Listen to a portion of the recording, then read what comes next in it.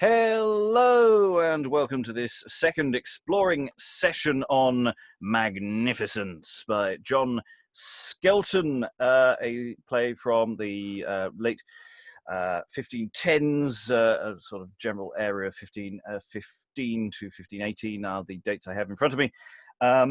It is a play, therefore, for the court of Henry VIII, and it would be reasonable to suggest that Magnificence is a reasonably good approximation or analogue for pointed things to be said about the king, which is perfectly allowable, in fact, almost obligatory under certain circumstances. So this play has been touching on good governance, the things that you need to keep in balance, and things that might subvert a good household. So not just necessarily the country at large, but also households and the general shape of authority. And we're about a third of the way through the play, and we have a whole host of vices, though it's too early for the word vice to actually have been used in this context yet, but they're that kind of thing, and they are all a bunch of C's. They are Crafty, Conveyance, Cloaked, Colusion. There's another one, and I can't even see it on the page. There's Courtly Abusion, who's only one C rather than two, so we're very much at the plotting stage of undermining Magnificence and his people. So we have a team, many of whom were here yesterday for the first third, rejoining us. So rejoining us again. Hopefully, internet is going to continue to say yes. Reading today, Fancy is. It's Rob Myson, and I live in Ely, just in Cambridgeshire. And joining us today, having read Measure, I don't know if Measure is going to come back again, Crafty, Conveyance, which may come up again, and at some point future down the line, reading Poverty, Good Hope and Perseverance, maybe today, maybe tomorrow, is...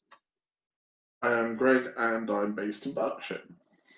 Similarly, across the board in the doubling over the various sessions, reading Felicity, Cloaked, Colusion, Adversity, Mischief and Sad Circumspection is...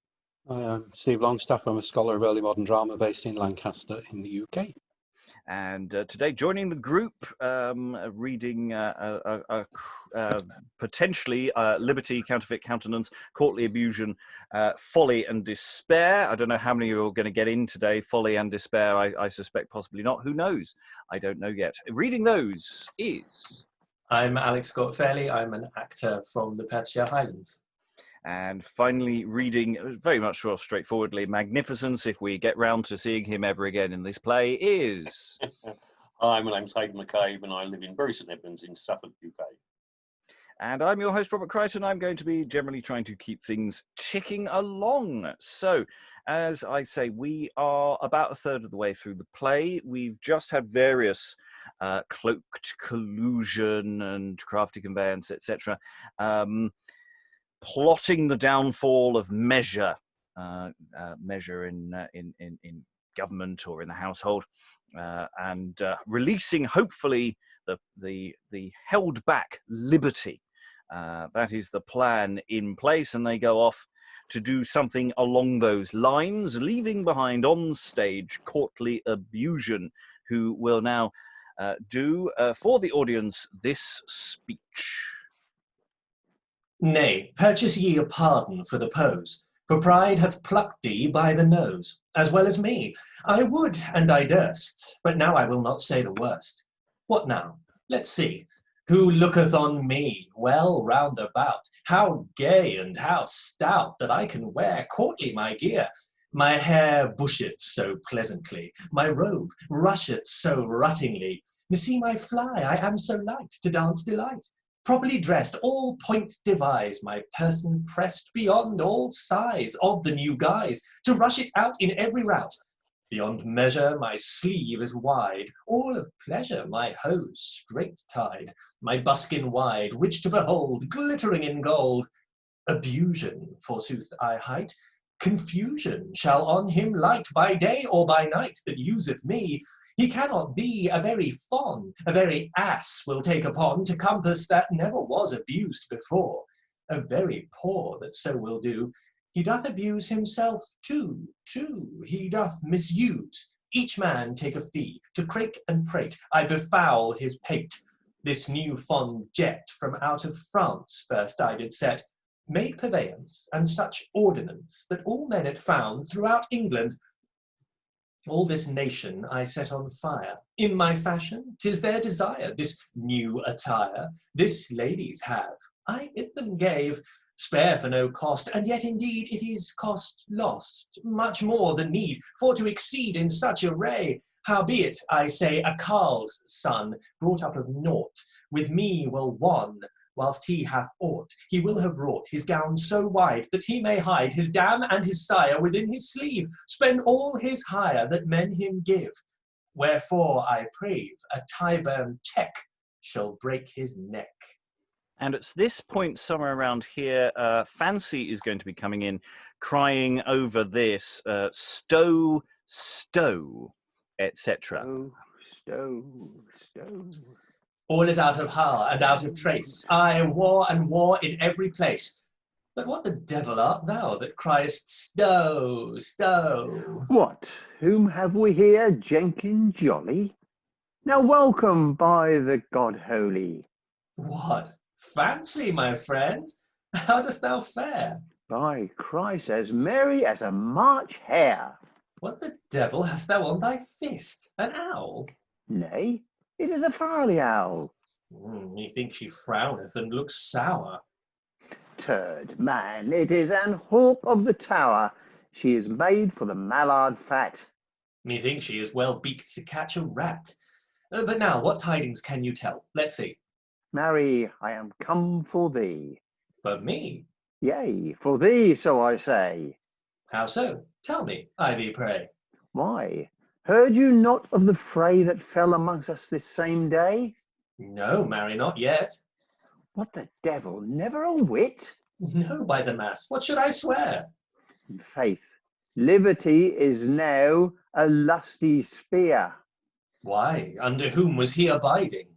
Marry, measure had him a while in guiding, till, as the devil would, they fell a chiding with crafty conveyance.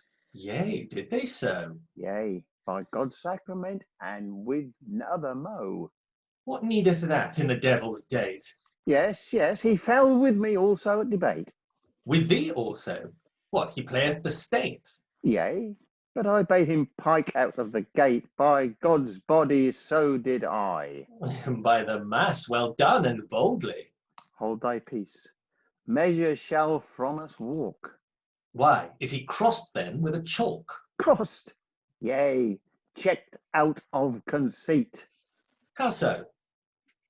By God, by a pretty sleight.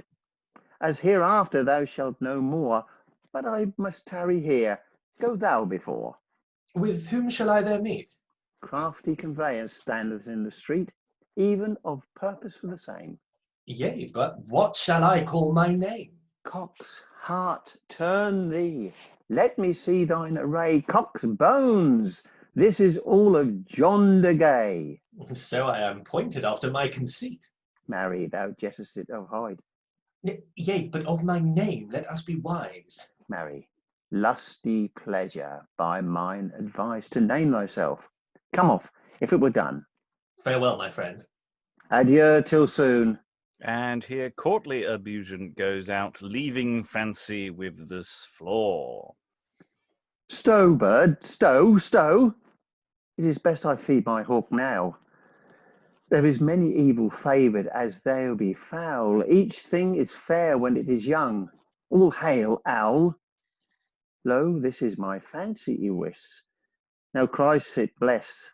It is by Jess a bird full sweet, for me full meat. She is furred for the heat, all to the feet, her brows bent, her iron glent, from Tyne to Trent, from Stroud to Kent. A man shall find many of her kind. How standeth the wind, before or behind? Barbed like a nun for burning of the sun, her feathers done. Well favoured, Bon. Now, let me see about in all this rout if I can find out so seemly a snout among this press. Even a whole mess. Peace, man, peace. I read we see so fairly fair as it looks, and her beak so comely crooks, her nails sharp as tender hooks. I have not kept her yet 3 wooks, and how still she doth sit. To it, where is my wit? The devil's speed wit, that was before I set behind. Now to courteous forthwith kind. Sometime be so too sober, sometime too sad, sometime too merry, sometime too mad. Sometime I sit as I were solemn proud, sometimes I laugh over loud. Sometime I weep for a gee-gaw, sometime I laugh at wagging of a straw. With a pear, my love, you may win, and yet may lease it for a pin. I have a thing for to say, and I may tend thereto for play. But in faith, I am so occupied on this half and on every side that I wot not where I may rest. First to tell you what were best. Frantic fancy service I height. My wits be weak, my brains are light. For it is that other while, pluck down lead and thatch with tile. Now I will this, and now I will that. Make a windmill of a mat. Now I would and wist that. What is it? Where is my cap? I have lost my hat, and within an hour after plucked down a house and set up a rafter. Hither and thither, I wot not whither. Do and undo both together. Of a spindle I will make a spar. All that I make forthwith I mar. I blunder, I bluster, I blow, I blobber. I make on one day, and I mar on the other. Busy, busy, and ever busy, I dance up and down till I am dizzy. I can find fantasies where none is. I will not have it so. I will have it this. And here we will pause because we're about to have the entrance of a new character, even though it's played by someone who's literally just left the stage. Lots of interesting things in that. So yeah, Fancies seems to be doing a bit of that audience picking out thing again. You know, in all this route, if I can find out so seemingly a snout, so it's work. You know, is anyone out there I can pick on? You'll do.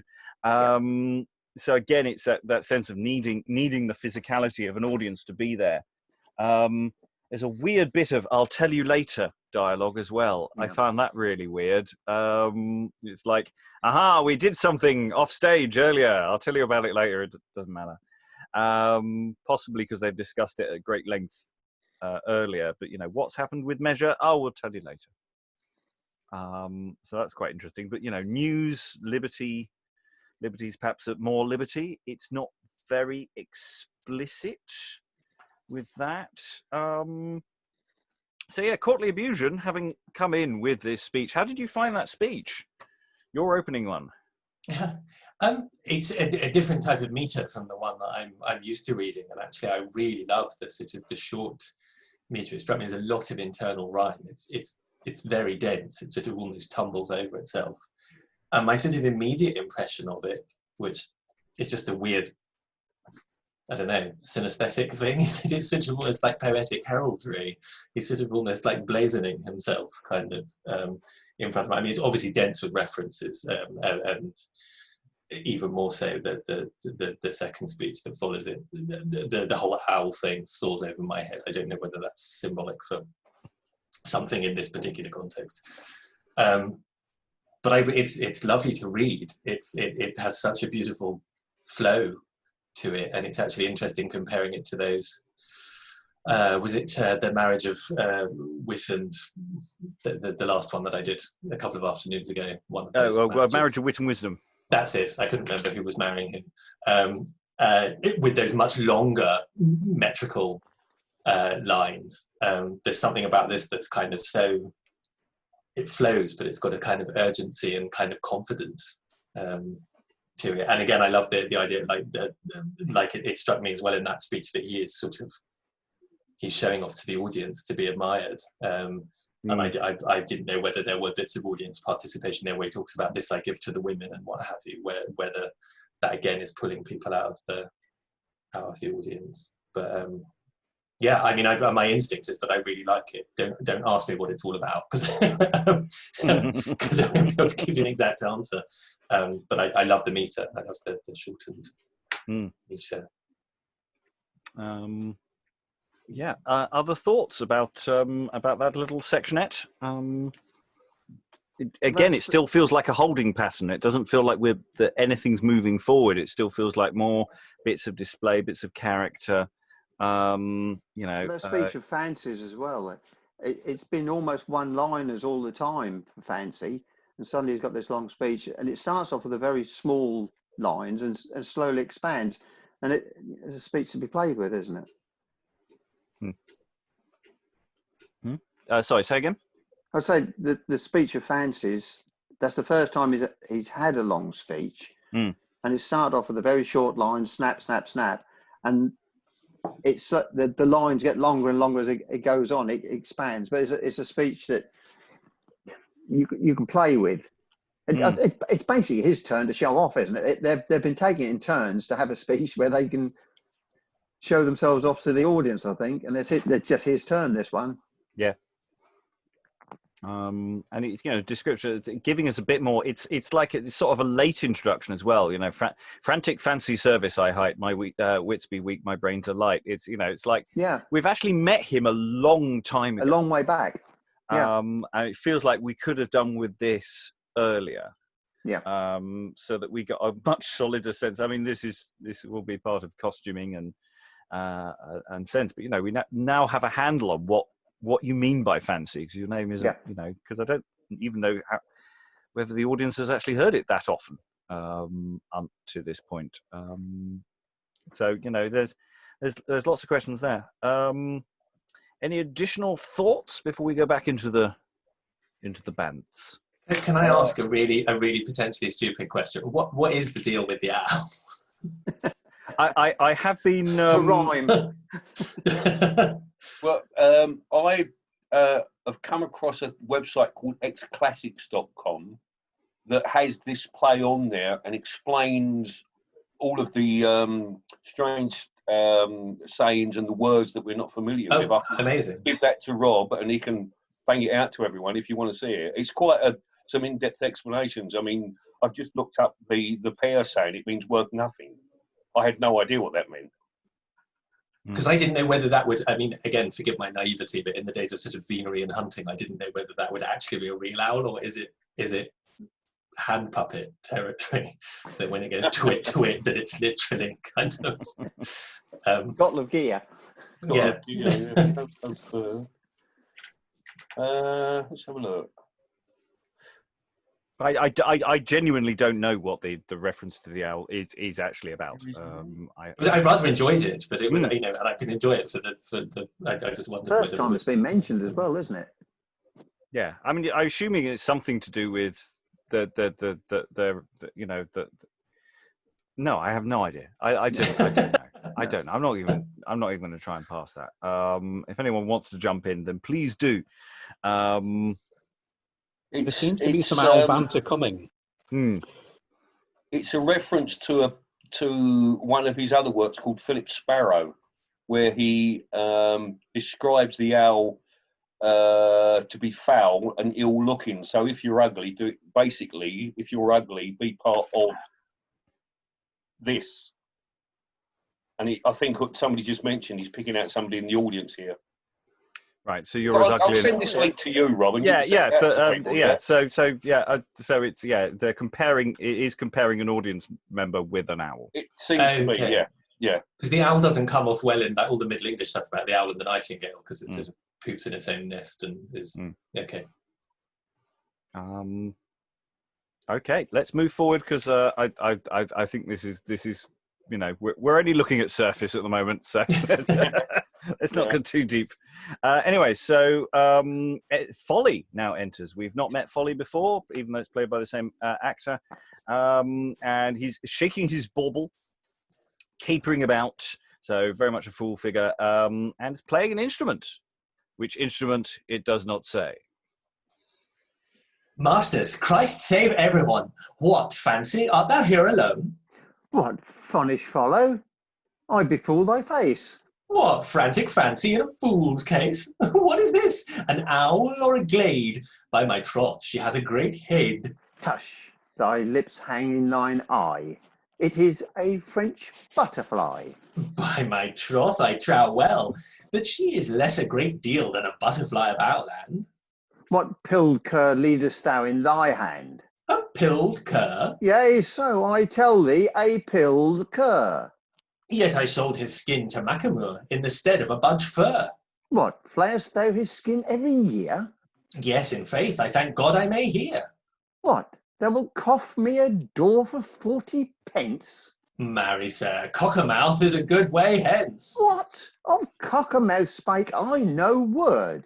By my faith, sir, the furbisher hath my sword. I trow ye shall cough me a fool. In faith, truth ye say, we went together to school. Yea, but I can somewhat more of the letter.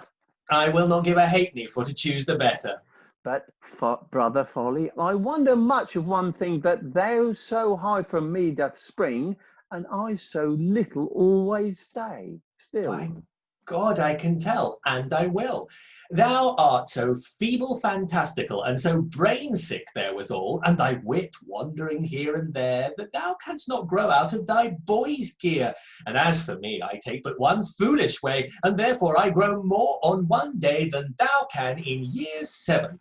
In faith, true as thou sayest now, by God of heaven. For so with fantasies my wit doth fleet, that wisdom and I shall seldom meet. Now, of good fellowship, let me buy thy dog. Cock's heart, thou liest, I am no hog. Here is no man that calls thee hog nor swine. In faith, man, my brain is as good as thine. The devil's turd for thy brain. By my sire's soul, I feel no rain. By the mass, I hold thee mad. Marry, I knew thee when thou wast a lad. Cock's bones. Heard ye ever sick another? Yea, a fool the one, and a fool the t'other. Nay, but wottest thou what I do say? Why, sayest thou that I was here yesterday? Cock's arms, this is a work, I trow. What, callest thou me a dunnish crow? Now, in good faith, thou art a fond guest. Yea, bear me the straw to a door's nest. What, weenest thou that I were so foolish or so fond? In faith, yet is there none in all England. Yet for my fancy's sake I say, let me have thy dog, whatsoever I pay. Thou shalt have my purse, and I will have thine. By my troth, there is mine. Now, by my troth, man, take, there is mine, and I beshrew him that hath the worse. Turd, I say, what have I do? Here is nothing but the buckle of a shoe, and in my purse was 20 mark. Hark, sirs, hark, for all that my name hight Folly, by the mass, yet art thou more fool than I. Yet give me thy dog, and I am content, and thou shalt have my hawk to a botchment. That ever thou thrive, God it forfend. For God's cope thou wilt spend. Now take thou my dog, and give me thy fowl. Hey, Kish, come hither. Nay, turd, take him by time. What callest thou thy dog? His name is Grime. Come, Grime, come, Grime. It is my pretty dogs. In faith, there is not a better dog for hogs, not from Alnwick to Ongi. Yea, but trowest thou that he be not mangy? No, by my troth, it is but the scurf and the scab. What? He hath been hurt with a stab? Nay, in faith, it was but a stripe that the whoreson had for eating of a tripe. Where the devil gat he all these hurts? By God, for snatching of puddings and worts. What? Then he is some good poor man's cur? Yea, but he will in at every man's door. Now thou hast done me a pleasure great. In faith, I would thou hadst a marmoset. Cock's heart, I love such japes. Yea, for all thy mind is on owls and apes, but I have thy poultry, and thou hast my cattle. Yea, but thrift and we have made a battle. Rememberest thou not the japes and the toys? What, that we used when we were boys? Yea, by the rood, even the same.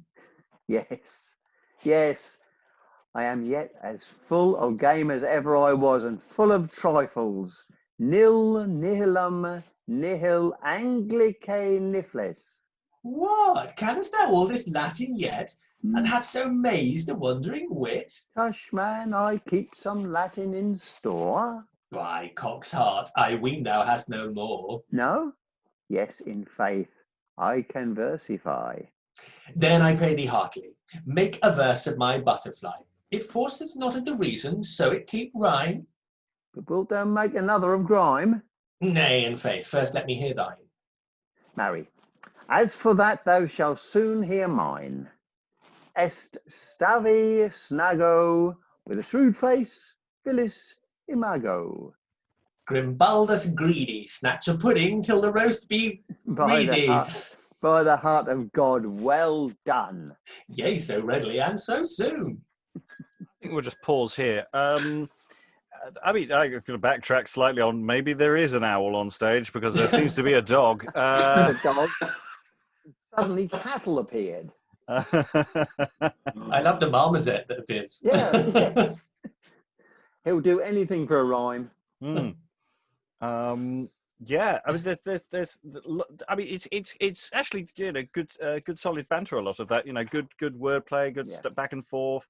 Give me a dog, because you know, the passing of the swapping the purses thing as well. You know, there's a lot of how that's played, and it's like this fool battle. You know, battle of unwits. One-upmanship, isn't it? Yeah, a battle of unwits rather than a battle of wits. It's and occasional bits of mishearing or deliberate mishearings and wordplay as well. And yeah, it's again, it's still not going anywhere.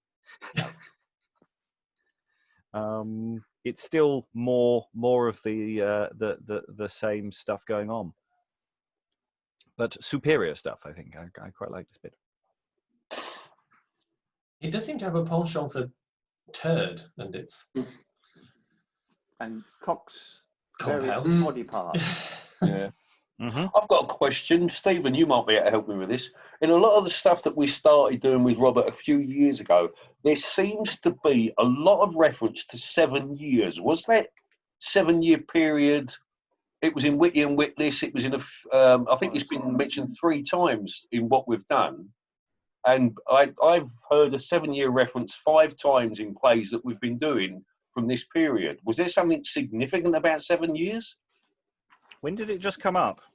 Around about 5 or 6 years. Fairly early in that little piece you just done. Yeah. But on the stuff that we've done before, this 7 year period seems to come out a lot. I don't know. My only thought is the Bible as a kind of just generic length of time. There's lots of 7s in the Bible. Really don't know. Yeah, it feels that way. You know, this 7 year just. Yeah, we had it. I think it was in Witty and Witless, and I think it was in the 4 Ps. Yeah, I suspect it's just a commonplace for a not too long, but a reasonably long period of time. Yeah. I just wonder because the 40 days or 40 seems nights to come out as 7 years. If there was something, particular reference to it. Well, it's. I mean, it's not quite the same time anyway. This is still 10 years earlier than that as well. So I think if it's more likely to be just a generic turn of phrase. I should investigate further. You've got plenty of time. I'm making it. I'll let you know in 7 years. Yeah. Well, you're not on for that amount of time. Oh, no, I noticed. Okay. So, any additional thoughts about this little scenette before we move on? Because Crafty Conveyance is about to come on. Sorry. Somebody other than these two are on. Okay, so the banter continues, has been going on, and here cometh in Crafty Conveyance. What? Fancy? Oh, let me see. Who is the other? My God, sir, Folly, mine own sworn brother. Oh, Cox bones. It's a Farley freak. Can he play well at the Hoddy Peak? Tell by thy troth, what sport canst thou make? Oh, hold thy peace, I have the toothache. The toothache? Lower turd ye have. Yea, thou hast the 4/4 of a knave. What is thou, I say, to whom thou speaks? Nay, by Cock's heart, he ne recks, for he will speak to Magnificence thus.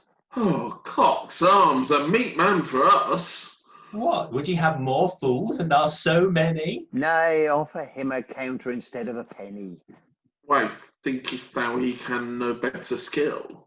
In faith, I can make you both fools, and I will. What hast thou on thy fist? A kestrel? Nay, whiz fool, it is a dotterel.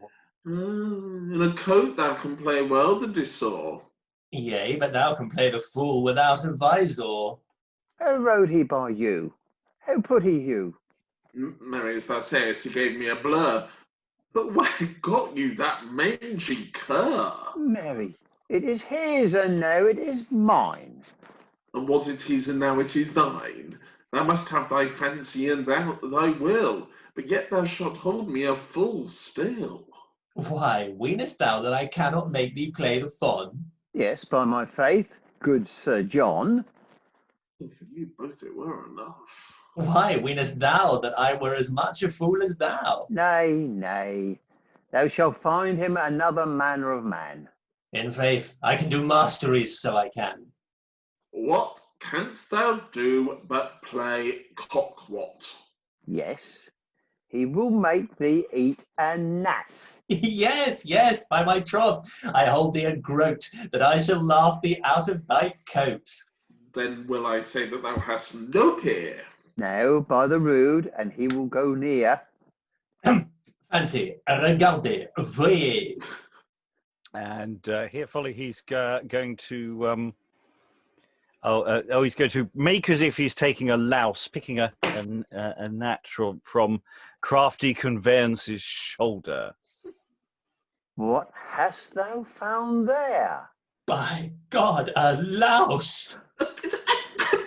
Cock's heart, I trow thou liest. By the mass, a Spanish moth with a grey list. Cock's arms, it is not so, I trow. And here, Crafty Conveyance takes off his gown. Put on thy gown again, for now thou hast lost. Lo, John of Bonham, where is thy brain? Now put on full thy coat again. Give me my groat, for thou hast lost. And here, Folly maketh semblance to give to take money of Crafty Conveyance, saying to him, Shut thy purse door, and do no cost. Now hast thou not a proud mop at the stark? Yes, by the rood of Woodstock Park. Nay, I tell thee, he maketh no doubt to turn a fool out of his clouts. And for a fool a man would him take. Nay, it is I that fools can make. For be he Kaiser or be he king, to fellowship with Folly I can him bring. Nay, wilt thou hear now of his schools, and what manner of people he maketh fools? Yea, let us hear a word or twain. Sir, of my manner I shall tell you the plain. First, I lay before them my bauble, and teach them how they should sit idle, to pick their fingers all the day long. So in their ear I sing them a song, and make them so long to muse, that some of them run straight to the stews. To theft and bribery I make some fall, and pick a lock and climb a wall. And where I spy a nissot gay, that will sit idle all the day, and cannot set herself to work, I kindle in her such a lither spark, that rubbed she must be on the gall, between the tappet and the wall. What, whoreson, art thou such a one? Nay, beyond all others set him along. Hast thou any more? Let see proceed. Yea, by God, sir, for in need I have another manner of sort that I laugh at for my disport. And those be they that come up of naught, and some be not far, and if it were well sought. Such doors, whatsoever they be, that be set in authority, anon who waxeth so high and proud, who frowneth fiercely, brimly browed, the knave would make it coy an he could, all that he doth must be allowed. And this is not well done, sir, take heed, and maketh him busy where is no need. He dances so long, hey, trolly lolly, that every man laugheth at his folly. Good Lord, truth he saith. Thinkest thou not so by thy faith? Think I not so? Quod he, else have I shame, for I know divers that useth the same. But now, forsooth, man, it maketh no matter, for they that will so busily smatter, so help me God, man, ever at the length, I make him lose much of their strength. For with folly so do I them lead, that wit he wanteth when he hath most need. Forsooth, tell on. Hast thou not any mo? Yes, I shall tell you ere I go, of divers more that haunteth my schools. O men, beware of such fools. There be two lither, rude and rank, Simkin Titibel and Pierce Pickthank. These livers I learn them for to lear what he saith and she saith, to lay good ear, and tell to his sovereign every whit, and then he is much made of for his wit, and be the matter ill more or less, he will make it mickle worse than it is, but all that he doth, and if he reckon well, it is but folly every deal. Are not his words cursedly couched? Oh, by God, there be some that be shrewdly touched. But I say, let's see, and if thou have any more. I have an whole armoury of such haberdash in store, for there be others that folly doth use, that follow fond fantasies and virtue refuse. Nay, this is my part that thou speakest of now. So is all the remnant, I make God avow, for thou formest such fantasies in their mind, that every man almost groweth out of kind. Oh, by the mass, I am glad that I came hither to hear you two rutters dispute together. Nay, but fancy must be either first or last. But when folly cometh, all is past. I wot not whether it cometh of thee or of me, but all is folly that I can see. Oh, marry, sir, ye may swear it on a book. Yea, turn over the leaf, read there, and look, how frantic fancy, first of all, maketh man and woman in folly to fall. How about that? Perilous thing to cast a cat upon a naked man, as if she scrat. So ho, I say, the hair is squat, for frantic fancy thou makest man mad, and I, folly, bringeth them to qui fuit gad, with qui fuit brain sick I have them brought, from qui fuit aliquid to sheer shaking naught. Well, sure, argued and surely on both sides, but for thee, fancy, magnificence abides. Why, shall I not have folly with me also? Oh, yes, pardie, man, whether that he ride or go, yet for his name we must find a slight. By the mass, he shall hide conceit. Not a better name under the sun. With magnificence thou shalt one. God have mercy, good godfather. Yet I would that he had gone rather, but as soon as he come in magnificence his side, all measure and good rule is gone quite. And shall we have liberty to do what we will? Riot at liberty rusheth it out still. Yea, but tell me one thing. What is that? Who is master of the mash vat? Yea, for he hath a full dry soul. Oh, cock's arms, thou shalt keep the brewhouse foul. But may I drink thereof whilst that I stare? When measure is gone, what needest thou spare? When measure is gone, we may slay care. Now then, go we hence. Away the mare! And here, Folly and Fancy go out, leaving Crafty Conveyance alone. It is wonder to see the world about. See what folly is used in every place. Folly have a room, I say, in every rout. Put where he list, folly have free chase. Folly and fancy, or where every man doth face embrace. Folly footeth it properly, fancy leadeth the dance. And next come I after Crafty Conveyance. Whoso to me giveth good advertence shall see many things done craftily. By me conveyed is wanton insolence, privy appointments conveyed so properly. For many times much kindness is denied, for dread that we dare not oft, lest we be spied. By me is conveyed mickle pretty ware, sometime I say behind the door for need. I have an hobby can make larks to dare, I knit together many a broken thread. It is great arms the hungry to feed, to clothe the naked where is lacking a smock, trim at a tail ere a man can turn a sock. What ho, ye merry! Was it not well conveyed? As oft as ye list, so honesty be saved. Alas, dear heart, look that we be not perceived. Without craft, nothing is well behaved. Though I show you courtesy, say not that I crave, yet convey it craftily, and hardly spare not for me, so that there know no man but I and she. Theft also, and petty bribery, without we be full oft espied. My inward dealing there can no man descry, convey it by craft, lift and lay aside. Full much flattery and falsehood I hide, by crafty conveyance I will and I can savour strong faith and hang a true man. But some men would convey and cannot skill, as malapert taverners that check with their betters, their conveyance welteth the work all by will, and some will take upon them to counterfeit letters, and therewithal convey himself into a pair of fetters. And some will convey by the pretence of sadness, till all their conveyance is turned into madness. Crafty conveyance is no child's game. By crafty conveyance, many one is brought up of naught. Crafty conveyance can cloak himself from shame, for by crafty conveyance wonderful things are wrought.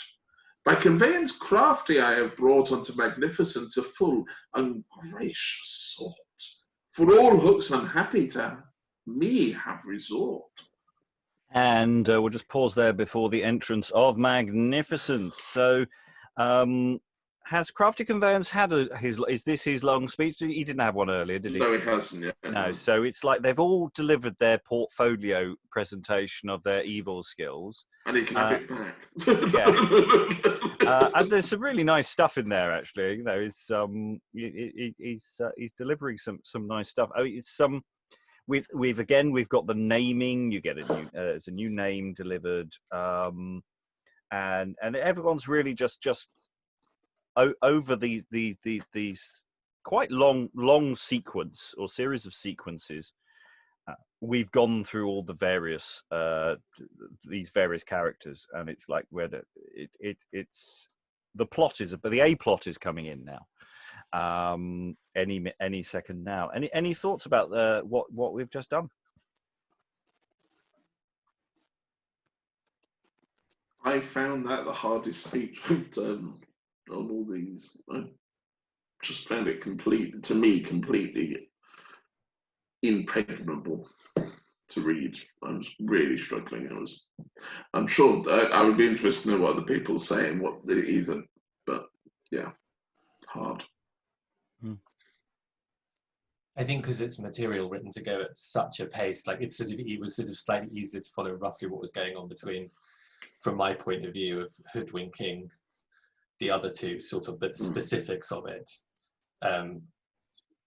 Again, like I would have to sit, you know, if I was acting it, I'd want to sit down and go through it with a fine-toothed comb and understand what each of those references meant, even if I then didn't have it at the forefront of my mind. I think because it packs so much stuff in, and also because the meter, to me particularly, has this sort of like very front-footed energy to it. Everything is kind of pushing forward, even though it's sort of shtick more than plot. I guess, but it is quite, it's sort of the verse kind of tumbles. It is quite easy to lose your thread. And I think that's also to do with all the internal rhymes and stuff. You don't have that thing of like, here's the button, because it's not like just having a rhymed couplet at the end. Like on a cold read, you can get sort of... It's interesting that there's so much material being packed in. There's lots of gags, single line gags, wordplay, tumbling out. I think tumbling is a good point. I mean, it's the thing that it's very hard for us to latch onto it. There isn't anything for us to hang our hats on in a way that the audience then I'm sure would have done. I mean, I'm also sure that some of it possibly moves too fast for even then. But as long as it's done with energy and excitement, then I think that's the thing. Is it all needs to be going at a pace that we're not really on a cold read able to give it. I think. I mean, also. Oh yes, Stephen. I was just going to say, thinking about Alex's point, if I understood him right, the language is a shtick in itself. And that made me think of Wilde. There's this kind of sense you cannot kind of do Stanislavski on Wilde very successfully, but there is an impetus and a rhythm to it. And as long as you like that shtick, you can just sort of flow. And that seems to speak to what a lot of people have been saying. I'm wondering if at this distance in time, we're maybe underestimating the originality of this. We don't have a lot to compare it with, but it would explain the sort of the dramatic shape of it being different, the way in which it does seem to be sort of marking time. It's about the language. Yeah, I mean, it does seem that there's a No, go for it. It does seem there's a delight in language. And weirdly, the other thing it reminds me of was Sondheim, that kind of stuff where you glue so many words together that actually, even on a second hearing, like something like Into the Woods, you're like, what just happened? Like, I know that was enjoyable and the sounds of it. And even with, I suppose, Wilde, like so much of it is about bon mot and kind of and wordplay for the sake. Even in something like Lady Windermere's Fan, where there is that sort of the plot of what's happening is quite significant, sort of mother fallen woman thing. There are just these huge scenes where people just sit around and trade very elegantly written, very intelligent wordplay, and I think that's But they all sound like the author. That's one of the things with Wilde, isn't it?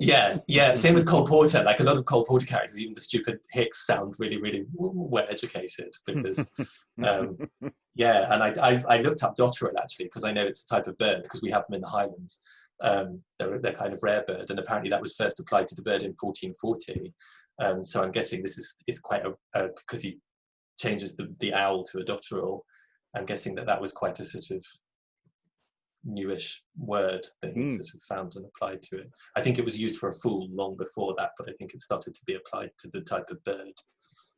So that he's playing around with that. So again, that there is literally a bird sewn onto his costume or something there, and or along those lines. I mean, it's interesting. Like also latching onto Stephen's point, how much because it says that he, whatever that original sort of cod Latin direction is about him. Quatiendo his Kramer, he's jumping around, shaking his bottle. How much physicality is labored on top, is layered on top of this wordplay? Because obviously, going back to Wilde, there is sort of a distinct physicality, even though it's maybe to us a more poised, almost period kind of physicality, like what you would do with the physicality in this, whether that would almost be sensory overstimulation if you've got all of that stuff going on, or whether that would work. I mean, it's virtuoso playing, isn't it? It's like doing an Acorn. If you can play fast business with the pace of his text, your audience just sit there going, ugh, because because of everything that's happening. And I wonder whether there was another physical layer laid on top of this. There's moments in the text they mark swapping the purses and the owl and the dog, but whether there's other tomfoolery going on with it. I mean, it's that thing that, partly because of the scheduling, but also partly because there isn't really anything else really quite like this before this. We've done a lot of stuff that comes after this, because most of the stuff comes after this. We don't have, we've got a few morality plays, we've got, lots of mystery drama, we've got anything that feels like a sort of court thing. That this is about as early as, and something which is explicitly playing with the court and questioning, and asking questions that, could be pointedly put towards the head of the household, or in this case, the head of the country. So, yeah, in terms of form, I mean, there is a plot. It's just the gap between setting up the plot and actually doing something active with it has been this very long sequence. They set up the plot in about 2 pages yesterday, and we're getting to that bit now. So there's halfway through the play to get there. Yeah. So presumably the performers are very good, and this material is going down a storm, or well, it might be awful. Who knows? There's no guarantee the show is great.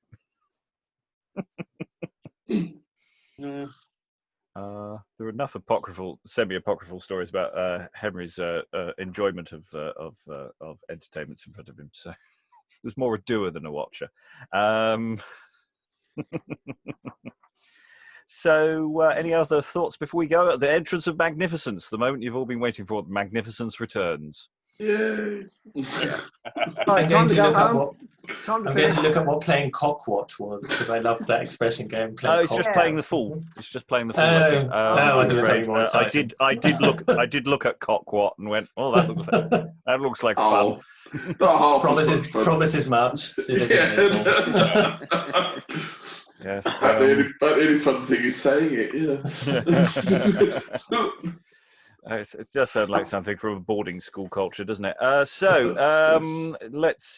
go ahead. Come in Magnificence with Liberty and Felicity, who we have not seen since the very beginning of the play. Trust me, Liberty, it grieveth me right sore to see you thus ruled and stand in such awe. Sir, as by my will, it shall be so no more. Yet liberty without rule is not worth a straw. Oh, tush, hold your speak. You speak like a door. You shall be occupied wealth at my will. All that ye say, sir, is reason and skill. Master Surveyor, where have ye been so long? Remember ye not how my liberty by measure ruled was? In good faith, sir, meseemeth he had them all wrong. Marry, sir, so did he exceed and pass. They drove me to learning like a dull ass. It is good yet that liberty be ruled by reason. Oh, tush, hold your peace, ye speak out of season. Yourself shall be ruled by liberty and largesse. I am content, so it in measure be. Must measure in the mayor's name you furnish and dress. Nay, nay, not so, my friendly Felicity. Not on your grace would be ruled by me. Nay, he shall be ruled even as I list. Yet it is good to beware of had I wist. Sir, by liberty and largesse, I will that you shall be governed and guided. Watch ye what I say? Master Surveyor, largesse to me call. It shall be done. Yea, but bid him come away at once, and let him not tarry all day. And here goeth out Crafty Conveyance. Yet it is good wisdom to work wisely by wealth. Hold thy tongue, and thou love thy health. What? Will you waste wind and prate thus in vain? You have eaten sauce, I trow, at the tailor's hall. Be not too bold, my friend. I counsel you, bear a brain. And whatso we say, hold your content withal. Sir, yet without sapience, your substance may be small, for where is no measure, how many worship endure? And here cometh in Fancy. Sir, I am here at your pleasure. Your grace sent for me, I ween. What is your will? Come hither, largesse, take here Felicity. Why, ween you that I can keep him long still? To rule as ye list. Lo, here is liberty. I am here ready. What? Shall we have wealth as our guiding to rule as we list? Then farewell thrift by him that cross kissed. I trust your grace will be agreeable that I shall suffer non-impeachment by their demeanance, nor loss reprovable. Sir, ye shall follow mine appetite and intent.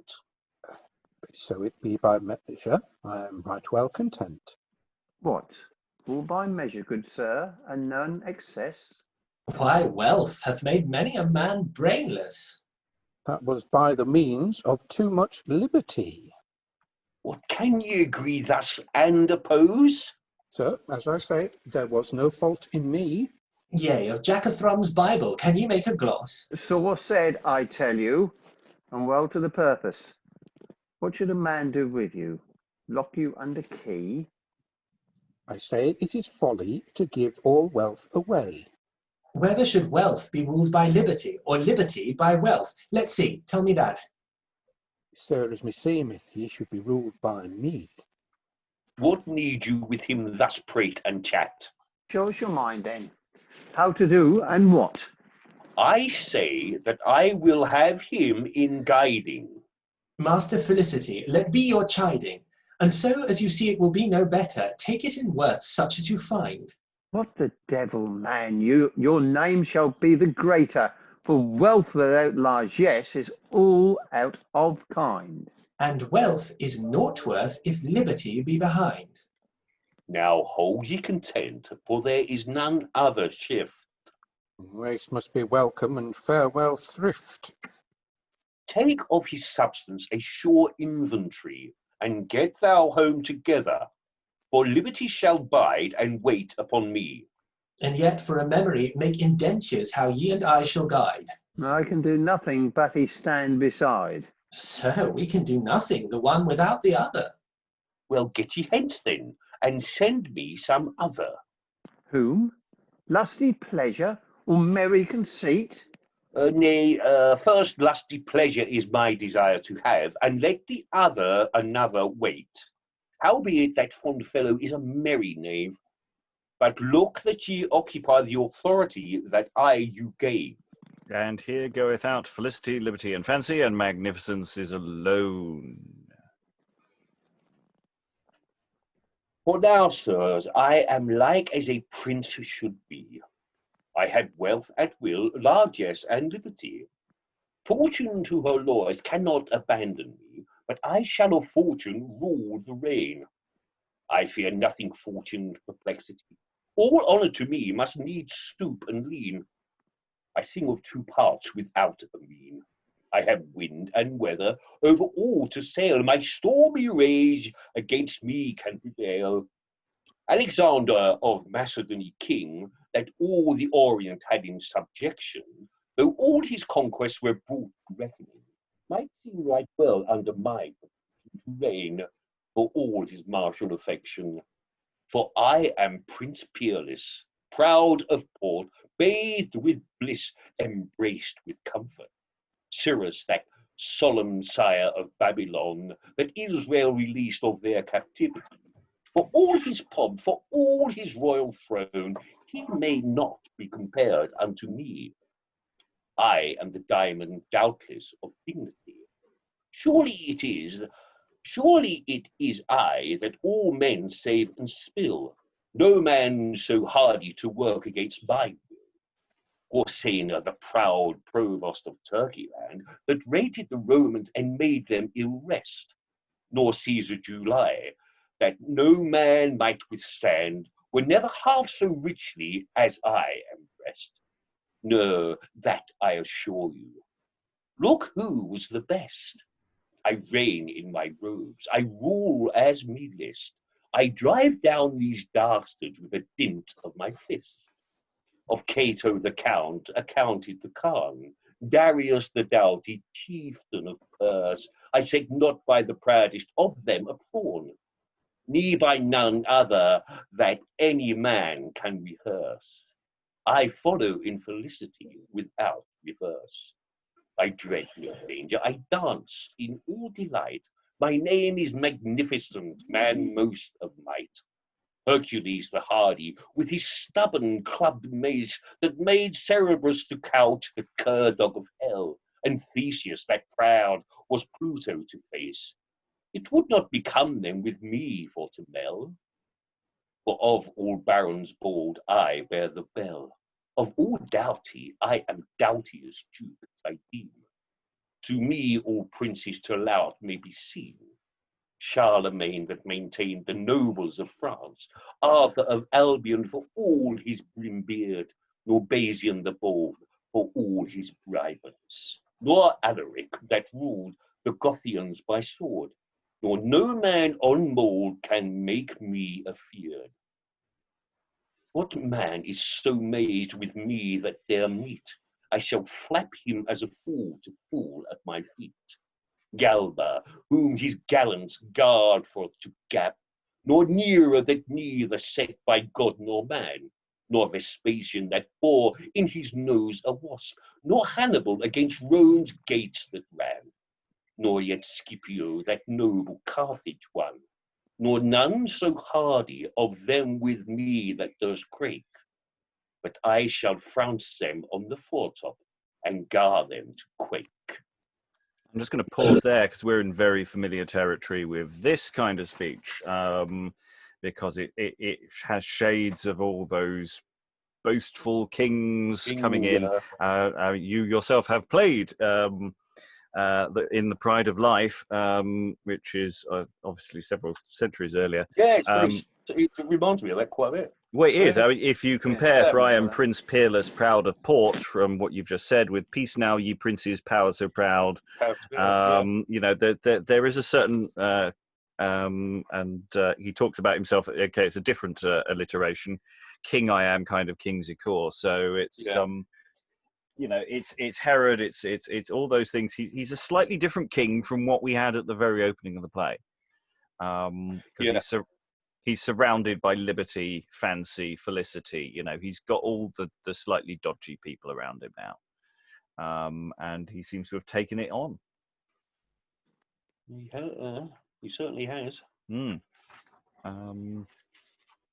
We should get that President of America to play this part, I think. I keep doing that with boastful tyrants. I've got to stop. It gets tired very quickly. Yeah, just depressing that I've been doing it for nearly 4 years. Any additional thoughts about this scene that we've just had? The sort of back and forth. They're all sort of vying for power as well within their own framework underneath Magnificence as well. So I found that was quite interesting. And the fact, obviously, that we have this relatively long speech from Crafty Conveyance, so everyone can go off and get changed. Yeah. And it's like you're saying, oh, I want some new people to come on stage. Okay, we'll just go off and get them. You just hold the stage for a bit. You can do that as well. So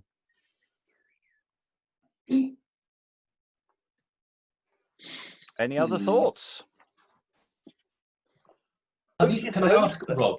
No, go on. You go. Are these tracks, as they were, sorry, because I wasn't here yesterday, are they tracks that we have a record of in terms of doubling and who is... I think the doubling is. I don't know if it's suggested. I meant to check before I came back on whether it's a suggested doubling scheme or whether it's an act of the time. I think it's of the time, but okay. I will check that because it is a bit weird. In places, I mean, it does keep them busy. Well, we're actually saying that everyone's felt that they had a reasonable. No, there are no contemporary indications. Okay. So this is somebody else's opinion. Though elements of it must be certain things because of just the way everything scans out. Magnificence can't really double with anyone per se, for example. Yeah. Oh yeah, everyone sort of got a decent break yesterday, so it's. But yeah, there's only 6 of them, if that's the number.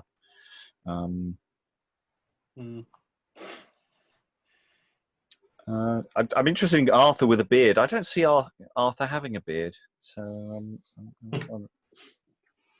Arthur of Albion. Yeah, for all his brim beard. Yeah, with brim beard, his furious beard. Yeah. Yeah. I always see him as clean shaven, but you know, that's probably the 19th century for you. Okay, let's crack on then. So, Magnificence is alone until he is joined now by courtly Abusion, back again doing reverence and courtesy. At your commandment, sir, with all due reverence. Welcome, pleasure, to our Magnificence. Pleaseth it your grace to show what I do shall. Let us hear of your pleasure to pass the time withal. Sir, then, with the favour of your benign sufferance, to show you my mind, myself, I will advance. If it like your grace to take it in degree. Yes, sir.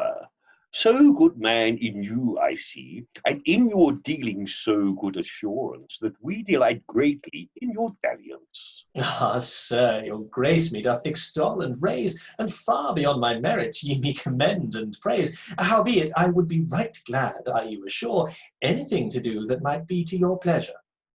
As I be saved, with pleasure I am surprised of your language. It is so well devised. Polished and fresh is your honesty.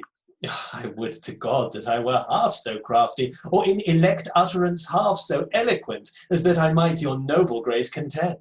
Oh, trust me, with you I am highly pleased, for in my favour I have you fifed and seized. He is not living your manners can amend. Marry, your speech is as pleasant as though it were penned. To hear you commune, it is my high comfort. Point device, all pleasure is your port. Sir, I am the better of your noble report, but of your patience under the support, if it would like you to hear my poor mind. Oh, speak, I beseech thee, leave nothing behind. So, as ye be a prince of great might, it is seeming your pleasure ye delight, and to acquaint you with carnal delectation, and to fall in acquaintance with every new fashion, and quickly your appetites to sharpen and address, to fasten your fancy upon a fair mistress, that quickly is envived with ruddies of the rose, impertured with features after your purpose, the strains of her veins as azure Indie blue, imbudded with beauty and colour fresh of hue, as lily white to look upon her leer, her iron relucent as carbuncle so clear, her mouth embalmed, delectable and merry, her lusty lips ruddy as the cherry. How like you? Ye lack, sir, such a lusty lass. Ah, that were a baby to brace and to pass. I would I had by him that held it harrow with me in keeping such a Philip Sparrow. I would hook whilst my head did work, so I might hobby for such a lusty lark. These words in mine ear, they may so lustily spoken, that on such a female my flesh would be broken. They touch me so thoroughly, and tickle my conceit, that wearied I would be on such a fate. Ah, cock's arms, where might such one be found? Will ye spend any money? Oh, yea, £1,000. Nay, nay, for less I warrant you to be sped, and brought home and laid in your bed. Would money, trowest thou, make such one to the call? Money maketh merchants, I tell you, over all. Why, will a mistress be won for money and for gold? Why, was not for money Troy both bought and sold? Full many a strong city and town hath been won by the means of money, without any gun. A mistress, I tell you, is but a small thing. A goodly ribbon or a gold ring may win with a silk the fortress of the hold. But one thing I warn you, press forth and be bold. Yea, but some be full coy and passing hard-hearted. But blessed be our Lord, they will soon be converted. Why, will they then be entreated the most and the least? Yea, for omnis mulier meretrix si celare potest. Ah, I have spied ye can much broken sorrow. I could hold you with such talk hence till tomorrow, but if it like your grace more at large me to permit my mind to discharge, I would yet show you further of my conceit. Let's see what you say. Show it straight. Wisely let these words in your mind be weighed. By wayward wilfulness let each thing be conveyed. Whatsoever ye do, follow your now will, be it reason or none, it shall not greatly skill. Be it right or wrong, by the advice of me, take your pleasure and use free liberty. And if you see anything against your mind, then some occasion of quarrel ye must find. Frown it and face it as though you would fight. Fret yourself for anger and for despite. Hear no man, whatsoever they say. Do as ye list, and take your own way. Thy word and my mind oddly well accord. What should ye do else? Are not you a lord? Let your lust and likings stand for a law. Be resting and writhing, and away draw. And ye see a man that with him ye be not pleased, and that your mind cannot well be eased, as if a man fortune to touch you on the quick, then feign yourself diseased, and make yourself sick. To stir up your stomach you must you forge. Call for a caudle, and cast up your gorge. With cock's arms, rest shall I none have, till I be revenged on that horse and knave. Ah, how my stomach wombleth! I am all in a sweat. Is there no horse on that knave that will beat? Oh, by cock's wounds, a wonder fellow thou art! For oft times such a wumbling goeth over my heart.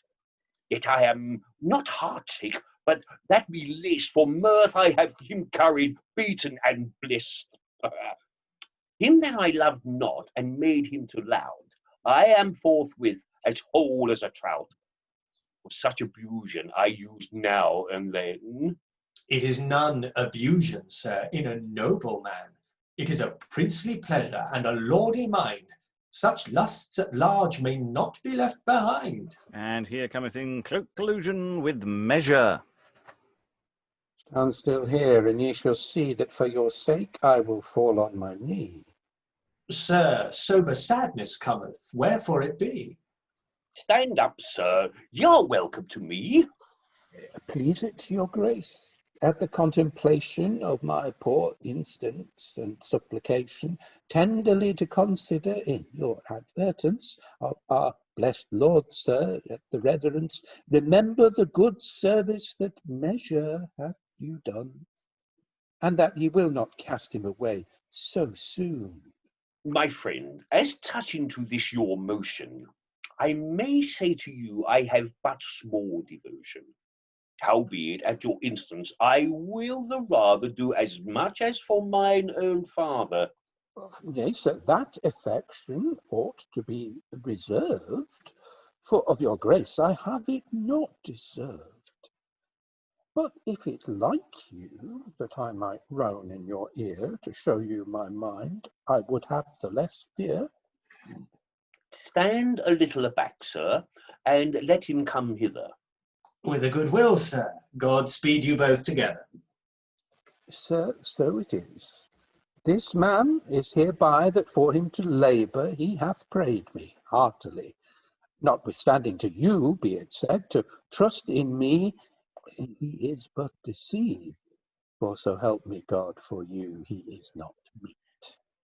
I speak the softlier, because he should not beat. Come hither, pleasure, ye shall hear mine intent. Measure ye know well, with him I cannot be content. And surely, as I am now advised, I will have him reheaded and despised. How say ye, sirs? Herein what is best? By mine advice with you, in faith, he shall not rest. Yet, sir, reserved your better advisement, it were better he spake with you ere he went, that he know not but that I have supplied all that I can his matter for to speed.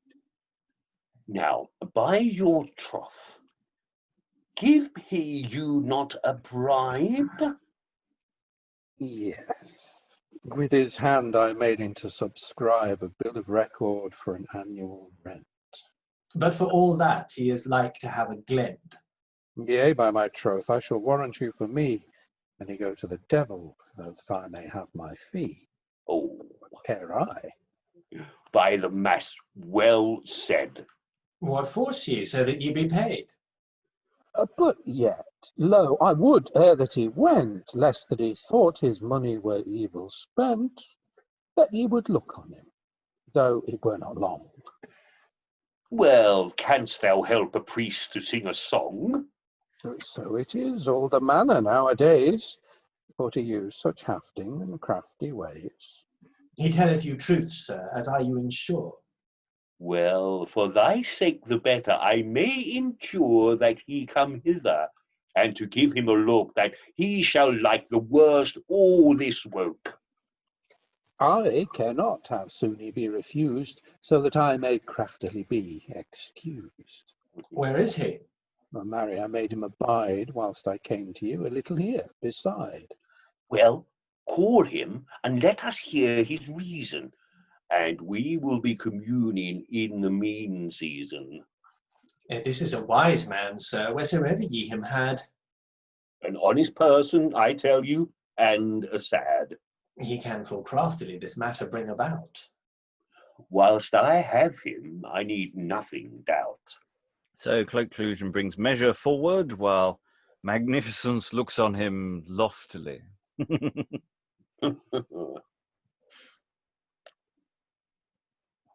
By the mass, I have done that I can, and more than ever I did for any man. I trow ye heard yourself what I said. Nay, indeed, but I saw how ye prayed, and made instance for me by likelihood. I tell you, I am not wont to fold them that dare put their trust in me. Therefore ye shall a larger proof see. Sir, God reward you, as ye have deserved, but think you with magnificence I shall be reserved? By my troth, I cannot tell you that.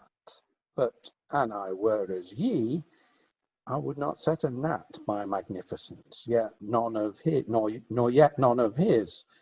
But oh, when ye shall, of you shall he miss. So as ye say.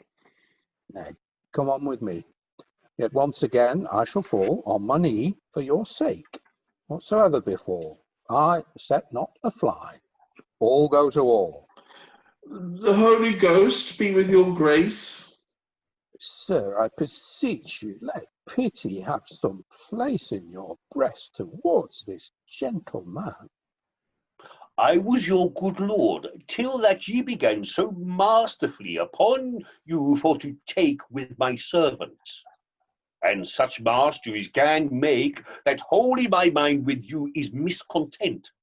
Wherefore I will that ye be resident with me no longer. Say somewhat now, let's see, for yourself. Sir, if I might permit it be, I would to you say a word or twain. What, wouldst thou lurden with me brawl again? Or have him hence, I say, out of my sight. That day I see him, I shall be worse all night. And here measure goeth out of the place with courtly Abusion, who, as he carries him off, exclaims as he goes, Hence, thou Heynard, out of the doors fast. Alas, my stomach fareth as it would cast.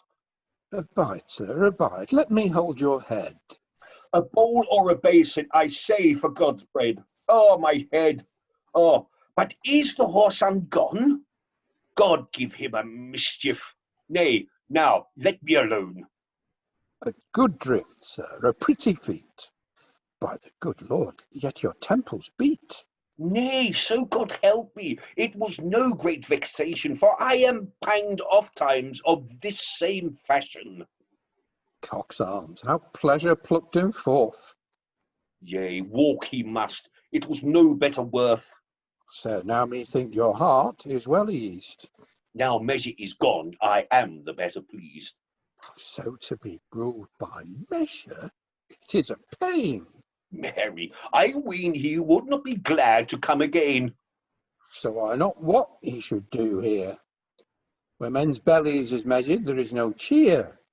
For I hear but few men that give any praise unto measure, I say, nowadays. Measure. What? The devil of hell! Scantily one with measure that will dwell. Not among noble men, as the world goeth. It is no wonder, therefore, though you be wroth with measure. Where all nobleness is, there I have passed. They catch that catch may, keep and hold fast, out of all measure themselves to enrich. No force what though his neighbour die in a ditch. With poling and plucking out of all measure, thus must ye stuff and store your treasure. Yet sometime, pardie, I must use largesse. Yea, Mary, sometimes in a mess of verjus, as in a trifle or a thing of naught, as giving a thing that you never bought. It's the guise now, I say, overall, largesse in words, for rewards are but small. Make fair promise, what are ye the worse? Let me have the rule of your purse. I have taken it to largesse and liberty. Then it is done as it should be. But use your largesse by the advice of me, and I shall warrant you wealth and liberty. Say on, methink your reasons be profound. Oh, sir, of my counsel this shall be the ground, to choose out one or two of such as you love best, and let your fancies upon them rest. Spare for no cost to give them pound and penny. Better make 3 rich than for to make many. Give them more than enough, let them not lack, and as for all other, let them truss and pack. Pluck from 100, give it to 3. Yet neither patent scape them nor fee, and wheresoever you will fall to a reckoning, these 3 will be ready, even at your beckoning. For them shall you have at liberty to lout. Let them have all, and the other go without. Thus joy without measure you shall have. Thou sayest the truth by the heart that God me gave. For as thou sayest, right so shall it be. And here I make thee upon liberty to be supervisor, and on largesse also. For as thou wilt, so shall the game go. For in pleasure and surveillance, and also in thee, I have set my whole felicity. And such as you will shall lack no promotion. Sir, if that in me ye have such devotion, committing to me and to my fellows twain your wealth and felicity, I trust we shall obtain to do you service after your appetite. In faith, and your service right well I shall requite. And therefore hie ye hence and take this oversight. Now Jesu preserve you, sir, Prince most of might. And here Crawley found Cloaked Colusion, and leaving Magnificence alone. Thus I say, I am environed with solace. I dread no dints of fatal destiny. Well were that lady might stand in my grace, me to embrace, and love me, and love most specially. Ah, Lord, so I would hulse her heartily. So I would clip her, and so I would kiss her sweet. And thankfully we pause, because yes, it does sound like that sentence could run on, doesn't it? Yes. Her sweet what? Yes. Now we're going to stop there in today. I wanted to run that through partly because once it started, we'd entered plot. I didn't want to disrupt it. And narratively, we have sort of reached a pivot where the rest of the play will now start to move from. It's really, we got lots and lots of stuff going on now that Magnificence is on stage. All the stuff that's been set up earlier, and Magnificence, overground, underground, wambling free. Yeah. I like a good wamble. Oh, we all do. Such a good line. You know where you are with a Tudor interlude the moment someone says, "Would you like me to hire you as sex worker?" It seems to be something that happens in almost everything at some point. someone's gonna go off the rails. You know, and I love the fact he sort of bargains him down, going, it won't cost 1,000, mate. Yeah, it won't. 4 groats. There's some great arse licking from Courtly Abusion, from everyone actually. Cloaked Colusion does some very good arse licking as well. We're not talking about sex work still, are we? No, stop that now. Fine. It's a family show. And the treatment of measure, and there's nice momentum just as everything starts getting picked apart. Cloaked Colusion at the end there, just going, look, choose some favourites and just give them everything. And I think that's a very pointed thing that I might talk about more tomorrow. How was that for everyone? Thoughts about that? Thoughts about Magnificence and his toadies? I think I shall call them.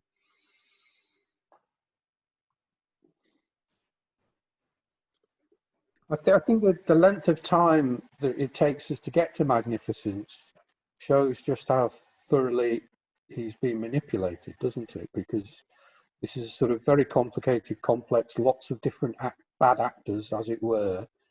And so Magnificence has a totally different context to when we first meet him, really.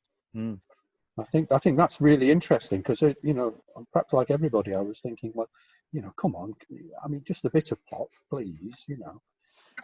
But if you can make it through, it's worth the wait in a sense, because what seems to be this sort of display of decisiveness and princely might has been so kind of, it's in such a web of context by now that it gives it a sort of, you know, it's not like something like, I don't know, Gorboduc or something like that, which is all about an absolute monarch just butting up against something. This is about how the court works, and that makes it really interesting to me, I think. Yeah, it's interesting when Magnificence returns. I don't know whether he's, in terms of the language he uses and the way he speaks, whether there is actually an overt difference, but it does feel like he's stepping out of a slightly earlier, more bolder text than when we first meet him, when it's all very debatey and discussion-y, where he comes out and he makes, you know, a boast. You know, he comes out as this very different person, and yes, perhaps that's illusionary, as just simply because we haven't seen him for so long. It's a good point.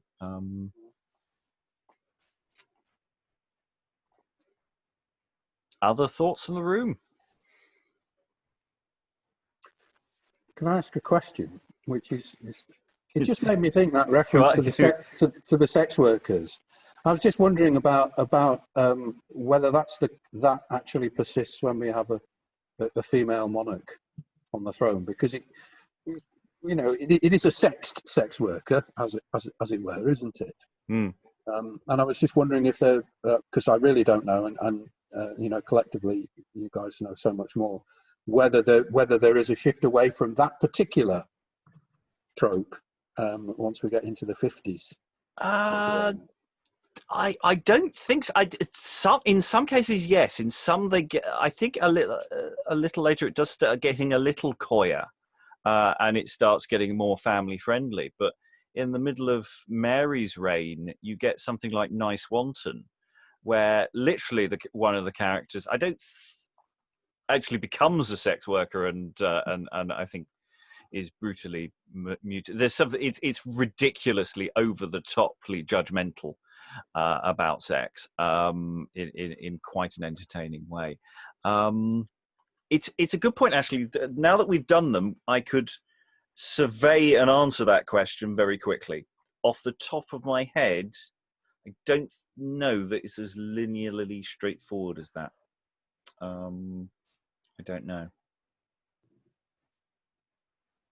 Okay. Maybe is the answer I'm going to say. Yeah, there's a lot of it under Henry. There does seem to be. But then, yeah. Yeah, it's I mean, to some degree, it isn't laboured upon in the way that it is in others. You know, it's not like they're a group of lads going out on the razzle, and which is what other plays are doing. So it's not quite the same thing.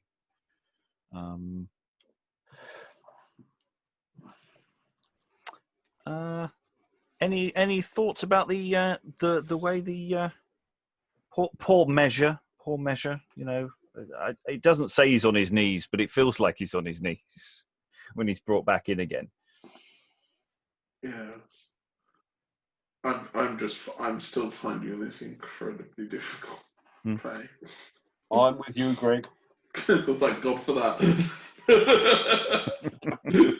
I have to say I'm a lot more with it now that Magnificence has come back in the building. I mean, it's interesting when they did it on the radio in the 50s as part of the first stage. They did not do the complete play. In fact, the play pretty much starts about when Magnificence came in just now.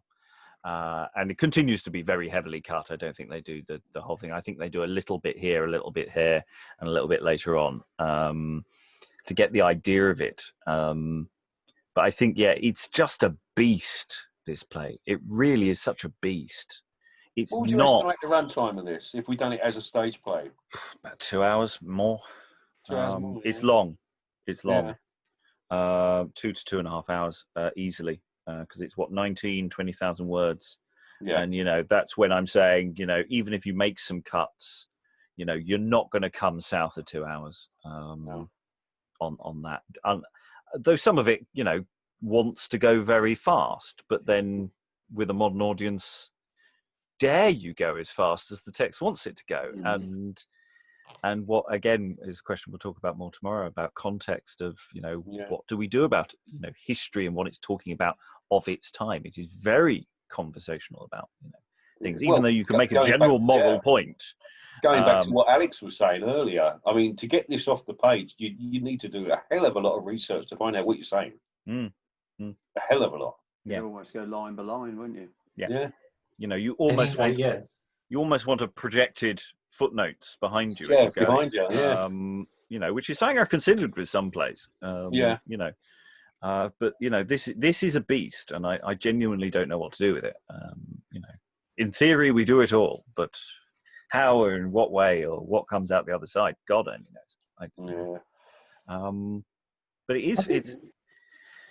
Yeah. Sorry. I was just going to say these. There are quite a few sort of audition speeches, though, aren't there? I mean, there's some great just sort of ones acceptable. Yeah. I think the one you done from last night, Stephen, the very first long one you done, that was brilliant. Right, it's a wonderful speech. No recollection now, but who was that? Was that Felicity? It was Felicity, wasn't it? Felicity, yeah, right. I think it was.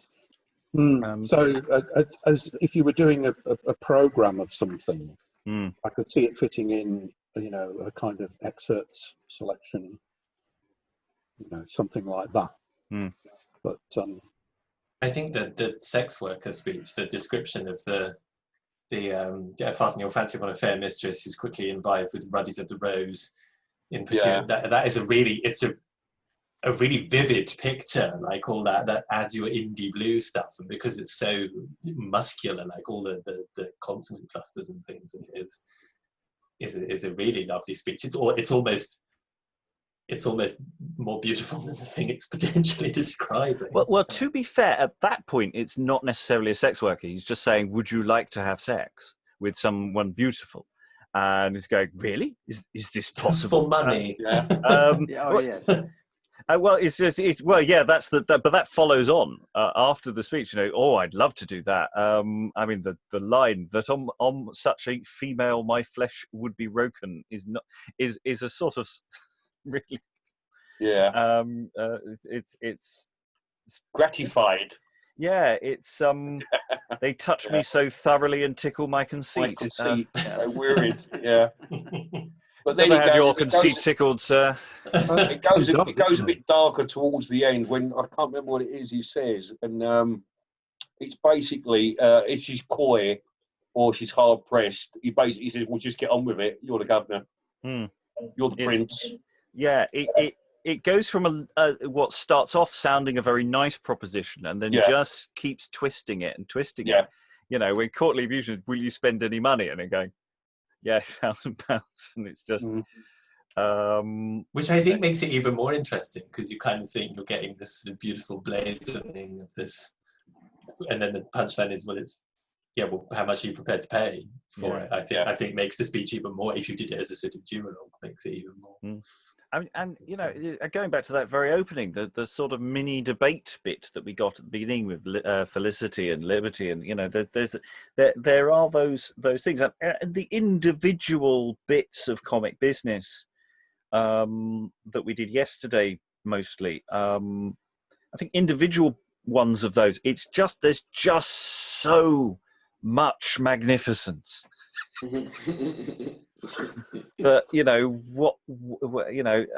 you could get to the return of magnificence a lot quicker. But the problem is, you know, at what point do you, once you start cutting a play like this, where do you stop in that first half? Because it's really difficult to make a judgment call about what material is qualitatively better than other material at times. Did you say Magnificence has left the building at some point, Rob? Or did somebody else say that? I was just thinking about Elvis. Semi-seriously. Yeah. Well, he starts off being this svelte, hip-thrusting youngster, and he returns later on to this slightly grotesque figure. Yeah, Henry VIII. Pass again, Ian. Yeah, pass the game, Rob. It's because I'd say if you thinking about this as a court drama before Henry VIII, at a time when he has been surrounded by flatterers and minions, and you know, and he's still a young king, relatively speaking, and so there is this question. I say we might go into a bit more tomorrow about that. This is as much about saying, this is what I used to be. I used to have these flatterers and these followers on. And he gets presented, you know, before him or before other people, he might not have turned up. You know, look where I have erred, but look, I am better now. And there is that argument that's this kind of the way this drama is constructed. To actually as a sort of minor mea culpa, but I'm a much better person now, honest. I have learned from my mistakes. Yes. Lessons have been learned. Yes. Conducted a thorough review of internal processes. I promise I won't get married like that again. Yes, yes, and that's actually the irony of that is I find particularly interesting as well. Because you know, bits of this could be considered very close to the bone if it wasn't on some level sanctioned by the way privilege within a household functions. Doesn't Skelton kind of have a very ambivalent relationship with the court? Or maybe I'm remembering somebody else. Doesn't he kind of, isn't he in favour and then just disappears for like 10 years or something? Am I mixing up with somebody else? I genuinely don't know. I wouldn't be surprised. I have to say Skelton is one of those massive names that I've very, you know, partly because there's only one play. I just assume you know everything, Rob. No, I really haven't done because it's, you know, mostly other kind of material that I'm not necessarily going to be prioritizing. I genuinely haven't done much work, and doing this play so late, actually, in you know, our coverage of the plays of, you know, the reign of Henry VIII is a bit mad because it's almost the last play that we're looking at. We've only got 3 more to do, one of which we're doing on Saturday, and which might be earlier anyway. You know, we've got this, the 2 Christ plays on the schedule, and the John Bale King John. We'll have done a rough look at everything from within this time span now. And in some cases, you know, full versions. Yeah. So we've really put the cart before the horse with this one. Cool. All right. Any final thoughts before I close the session? I think we've got a sense of where we are, even if we're not sure where we are. But we've got a sense that we all know that we're not quite sure where we are, which is, I think, perfectly legitimate audience response. So we have one more session on this to go, and I'd like to thank the readers today for helping explore this and raising considerably more questions than answers, but to some degree that's the entire point of the exercise. Thank you very much, and goodbye. Good night. Bye.